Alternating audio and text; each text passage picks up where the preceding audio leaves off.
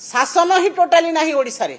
जो ओडिशा रे गोटे दिन 20टी महिला दुष्कर्म शिकार हेबे, जो दिन रास्ता उपरे गोटे पिला को पुलिस सामने रे पिटी पिटी मारी दिया हबो, जो जगह रे हिंजिड़ी भलिया गोटे जगह रे महिला को गर्भवती महिला को गुली मारी की हत्या कर दिया हबो ता झियो सामना रे। एवं प्रत्येक दिन भरतपुर रु आरंभ करी ए पर्यंत आपण देखुछंती आपनकर खबर कागज हो, इलेक्ट्रॉनिक्स मीडिया हो, सोशल मीडिया हो, कौनसी ना कौनसी स्थान रे विभत्स कांड होउची, अमानुषिक कांड होउची, हत्या भलिया आज बर्बरचित कांड होउची।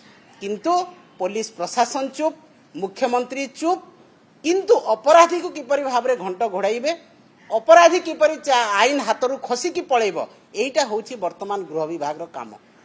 आज महिला कमिशनर अछंती, कौनसी दिन कौनसी जगह को जाऊ नाहंती।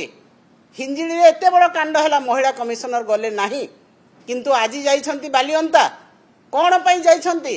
गोटे अपराधी को सुरक्षा देबा पई, गोटे मुख्यमंत्री को सुरक्षा देबा पई, पुलिस को सुरक्षा देबा पई। कोन पई ना पुलिस सामना ही गोटे लोक को मारी दिया हैला, गोटे युवक को मारी दिया हैला। ताले अपराध काहे की घटुची? जेहेतु दृष्टांतमूलक कार्यानुष्ठान निया जाऊ नाही। मम्मा भरोसा माने कोन? पात्र इलेक्ट्रॉनिक्स संपर्क एक भरोसार